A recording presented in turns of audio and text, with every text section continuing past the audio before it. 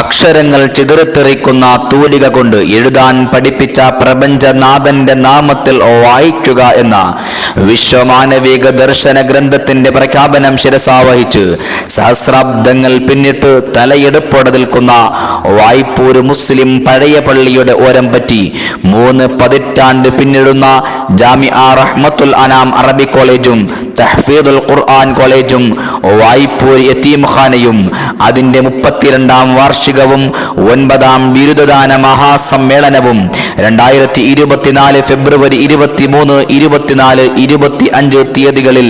പ്രൗഢഗംഭീരമായ പരിപാടികളോടെ മുസ്ലിം കൈരളിയുടെ ആത്മീയ നേതാക്കളുടെയും രാഷ്ട്രീയ സാമൂഹിക സാമുദായിക രംഗത്തെ പ്രമുഖരുടെയും സാന്നിധ്യത്തിൽ ആഘോഷിക്കുകയായി. ചരിത്രമുറങ്ങുന്ന വായ്പൂരിന്റെ മണ്ണിലേക്ക്